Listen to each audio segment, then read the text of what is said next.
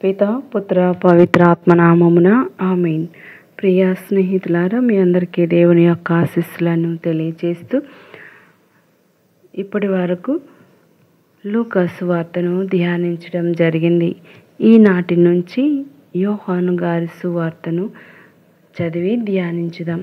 పునీత యోహాను రాసిన సువార్త 1-2 అధ్యాయాలు చదివి ధ్యానించుదాం. 1వ అధ్యాయము. దేవుని వాక్కు.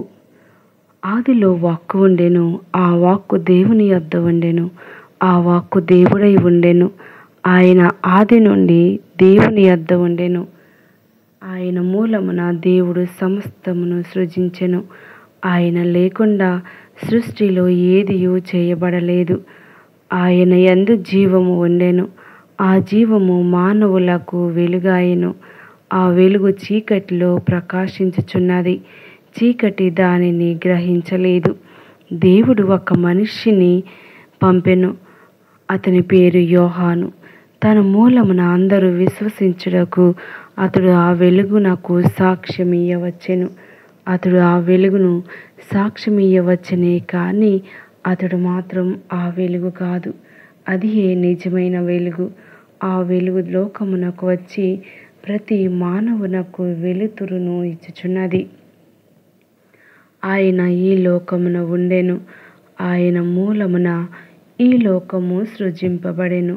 అయినను లోకము ఆయనను తెలుసుకొనలేదు. ఆయన తన వారి యొద్దకు వచ్చెను, కానీ తన వారే ఆయనను అంగీకరింపలేదు. ఆయనను అంగీకరించి విశ్వసించిన వారందరికీ ఆయన దేవుని బిడ్డలగు భాగ్యమును ఇచ్చెను. ఈ దైవపుత్రత్వము వారిని దేవుని వలన కలిగినదే కానీ రక్తము వలన కానీ శరీరేచ్ఛ వలన కానీ మానవ సంకల్పం వలన కానీ కలిగినది కాదు. ఆ వాక్కు మానవుడై మన మధ్య నివసించెను. మేము కృపా సత్యములతో నిండిన ఆయన మహిమను చూచితిమి. అది తండ్రి యొద్ద నుండి వచ్చిన ఏకైక కుమారుని మహిమ. యోహాను ఆయనను గూర్చి సాక్ష్యమిచ్చుచు ఏలుగెత్తి, నా తరువాత వచ్చు వ్యక్తి నాకంటే శ్రేష్ఠుడు, ఏలైనా ఆయన నేను జన్మింపక పూర్వం నుండి ఉన్నవాడు. ఆయనను గూర్చియే నేను మీతో చెప్పినది అని పలికెను. ఆయన పరిపూర్ణత నుండి మనమందరము అనుగ్రహములను పరంపరగా పొందియున్నాము. మోషే మూలమున వసగబడినది ధర్మశాస్త్రము, యేసుక్రీస్తు మూలమున వచ్చినది కృపా సత్యములు.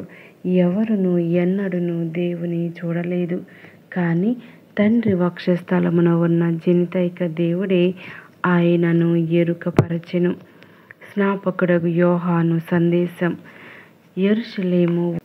యెరూషలేమున ఉన్న యూదులు యోహానును నీవు ఎవడవు అని అడుగుటకు అర్చకులను లేవీయులను పంపగా అతడిట్లు సాక్ష్యమిచ్చెను. యోహాను ప్రత్యుత్తరం ఇచ్చుటకు వెనుదీయలేదు. నేను క్రీస్తును కాను అని ఇతడు ఒప్పుకొనెను. అట్లయినా నీవు ఎవడవు అని ఏలియావా అని వారు ప్రశ్నించిరి. కాదు అని యోహాను సమాధానమిచ్చెను. వారు మరలా నీవు ప్రవక్తవా అని అడిగిరి. కాదు అని అతడు పలికెను. మమ్ము పంపిన వానికి మేము సమాధానము తీసుకొని పోవలేను. నీవు ఎవడవు? నిన్ను గూర్చి నీవు ఏమి చెప్పుకొనేదవు అని అడిగిరి. అందుకు అతడు యెషయా ప్రవక్త పలికినట్లు, నేను ప్రభువు మార్గమును సిద్ధం చేయుడని ఎడారిలో ఏలుగెత్తి పలుకు స్వరమును అనెను. వారు పరిసయ్యుల నుండి పంపబడిరి. నీవు క్రీస్తువు, ఏలియావు, ప్రవక్తవు కానిచో ఎలా ఈ బాప్తిస్మమును ఇచ్చుచున్నావు అని వారు అడిగిరి. అందుకు యోహాను, నేను నీటితో బాప్తిస్మమును ఇచ్చుచున్నాను, కానీ మీ మధ్య ఒక వ్యక్తి ఉన్నాడు, ఆయనను మీరు ఎరుగరు. నా తర్వాత వచ్చు వ్యక్తి ఆయనయే. నేను ఆయన పాదముల వారును విప్పుటకైనను యోగ్యుడను కాను అని సమాధానమిచ్చెను. యోహాను బాప్తిస్మమునిచ్చుచున్న యోర్దాను నదికి ఆవలి తీరమున గల బెతానియాలో ఇది జరిగెను. దేవుని గొర్రెపిల్ల. మరునాడు యేసు తన యొద్దకు వచ్చుటను చూచి, యోహాను, ఇదిగో లోకం యొక్క పాపములను పరిహరించు దేవుని గొర్రెపిల్ల. నా తరువాత ఒకడు రానున్నాడు, ఆయన నాకంటే శ్రేష్ఠుడు, ఏలైనా ఆయన నేను జన్మింపక పూర్వమే ఉన్నాడు అని నేను పలికినది ఈయనను గూర్చియే. ఈయనను ఇజ్రాయేలీలకు ఎరుకుపరచుటకై నేను నీటితో బాప్తిస్మమునిచ్చుచున్నాను, కానీ నేను ఆయనను ఎరుగనైతిని అని పలికెను. మరియు యోహాను ఆత్మ పావురం వలె పరమండలం నుండి దిగివచ్చి ఆయనపై నిలిచి ఉండుటను చూచి తిని. నేను ఆయనను ఎరుగనైతిని, కానీ నీటితో బాప్తిస్మమునిచ్చుటకు నన్ను పంపిన ప్రభువు, నీవు ఎవరిపై ఆత్మ దిగివచ్చి ఉండుటను చూచెదవో ఆయనయే పవిత్ర ఆత్మతో జ్ఞానస్నానమునిచ్చువాడు అని నాతో చెప్పెను. ఇప్పుడు నేను ఆయనను చూసి తిని, ఆయనయే దేవుని కుమారుడు అని నేను సాక్ష్యమిచ్చుచున్నాను అని సాక్ష్యమిచ్చెను. ప్రథమ శిష్యులు. మరునాడు మరలా యోహాను తన శిష్యులతో ఇద్దరితో ఉండగా ఆ సమీపమున పోవుచున్న యేసును చూసి, ఇదిగో దేవుని గొర్రెపిల్ల అనెను. అది విని ఆ ఇద్దరు శిష్యులు యేసును వెంబడించిరి.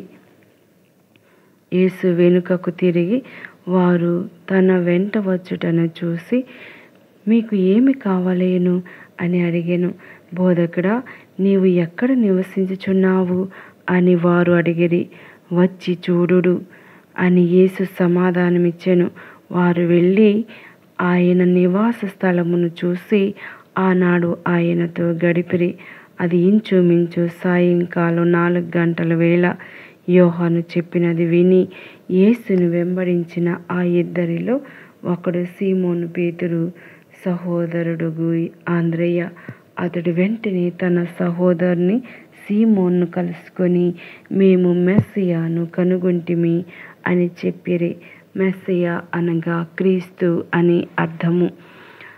అతడు సీమోనును యేసు వద్దకు తీసుకొని రాగా, యేసు అతని చూచి, నీవు యోహాను కుమారుడవగు సీమోనువు, నీవు కేఫా అని పిలువబడుదువు అనెను. కేఫా అనగా రాయి అని అర్థము. ఫిలిప్పునకు నతానియేలుకు ఆహ్వానము. మరునాడు యేసు గలిలయ వెళ్ళుటకు నిశ్చయించుకొనెను. ఫిలిప్పును కనుగొని అతనితో, నన్ను అనుసరింపుము అని పలికెను. ఫిలిప్పు కూడా ఆంద్రెయ పేతురుల నివాసమగు బెత్సయిదా పుర నివాసియే. ఫిలిప్పు నతానియేలును కలుసుకొని, మోషే ధర్మశాస్త్రమునందును ప్రవక్తల ప్రవచనములందును చెప్పబడిన వానిని మేము కనుగొంటిమి. ఆయన యోసేపు కుమారుడును నజరేతు నివాసియగు యేసు అని చెప్పెను.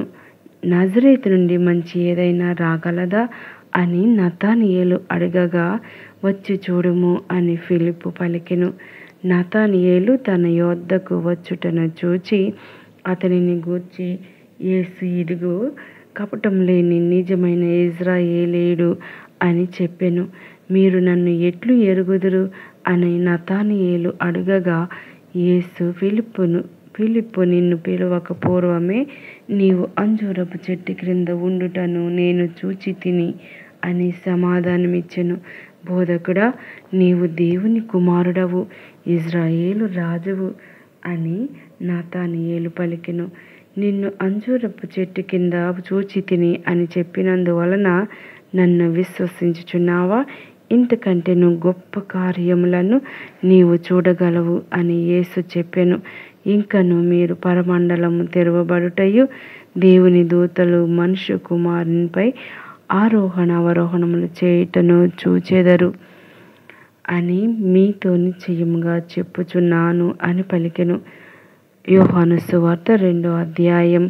కానాపల్లిలో పెండ్లి. 2 దినములు గడిచిన పిదప గలిలయలోని కానాపల్లిలో ఒక పెండ్లి జరిగెను. యేసు తల్లి అచ్చటికి ఉండెను. యేసు ఆయన శిష్యులను ఆ వివాహమునకు ఆహ్వానింపబడిరి. అచ్చట ద్రాక్షారసము తక్కువ పడగా యేసు తల్లి వారికి ద్రాక్షారసము లేదు అని ఆయనతో చెప్పెను. స్త్రీ, అది నాకేమి నీకేమి, నా గడియ ఇంకనూ రాలేదు అని యేసు పలికెను. ఆ తల్లి సేవకులతో, ఆయన చెప్పినట్లు చేయుడు అనెను. యూదుల ఆచారం ప్రకారం శుద్ధీకరణకై అక్కడ 6 రాతి బాణలుండెను. ఒక్కొక్క బాణలో 2-3 కడవల నీరు పట్టును. ఆ బాణలను నీటితో నింపుడు అని యేసు వారికి చెప్పెను. అట్లే వారు వానిని అంచుల వరకు నింపిరి. అంతటా ఆయన, మీరు ఇప్పుడు విందు పెద్ద యొద్దకు కొంచెము ముంచుకొని పొండు అని చెప్పగా వారు అట్లే తీసుకొని పోయిరి. విందు నడిపెడివాడు పెద్ద ద్రాక్షారసముగా మారిన ఆ నీటిని రుచి చూచెను. అది ఎక్కడ నుండి వచ్చెనో అతనికి తెలియదు. ఆ నీరు తెరిచిన సేవకులకు మాత్రము అది తెలియను.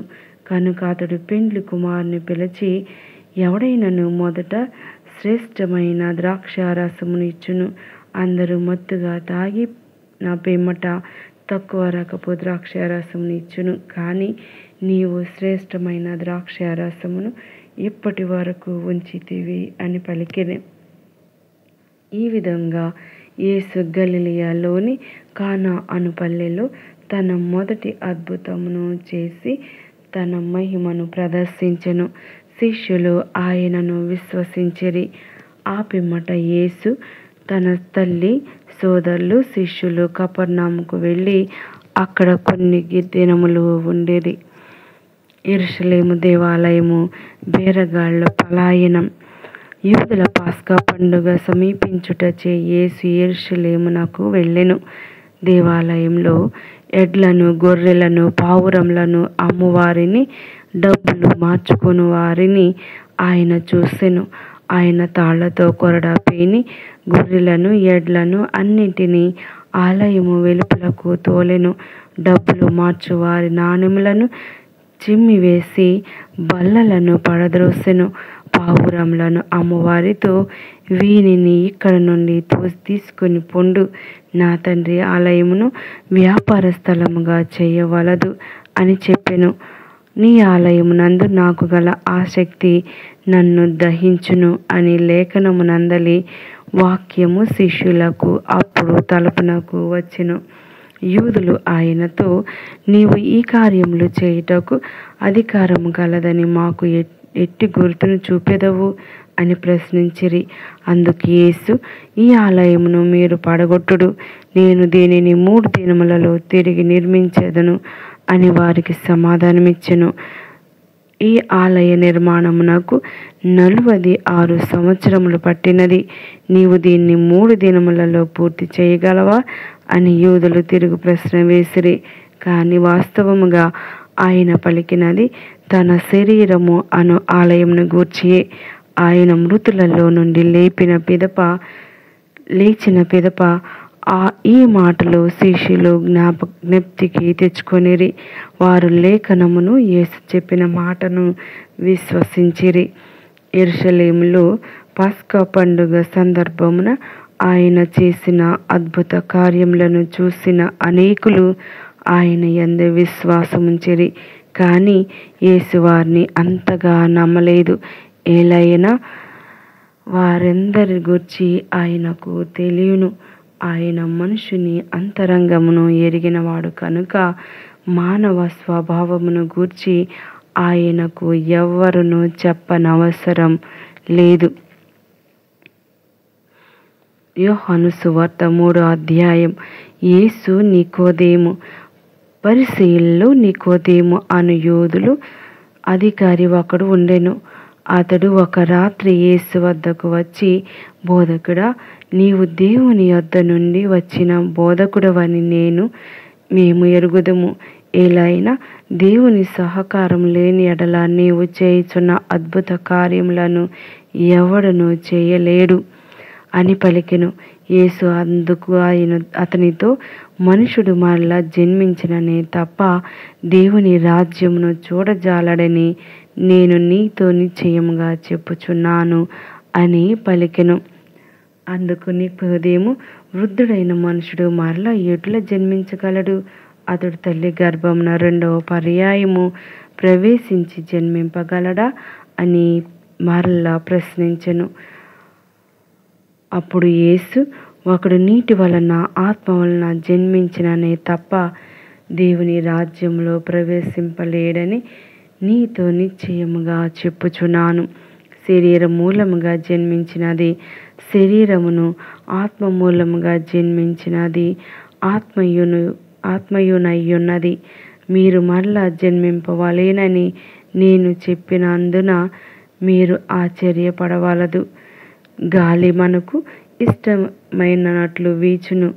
నీవు దాని శబ్దమును వినిదవే కానీ అది ఎక్కడి నుండి వచ్చునో ఎక్కడకు పోవునో ఎరుగవు. ఆత్మ వలన జన్మించు ప్రతి వాడును అటులనే ఉండును అనెను. ఇది ప్రభువాక్కు. సర్వేశ్వరునికి వందనములు.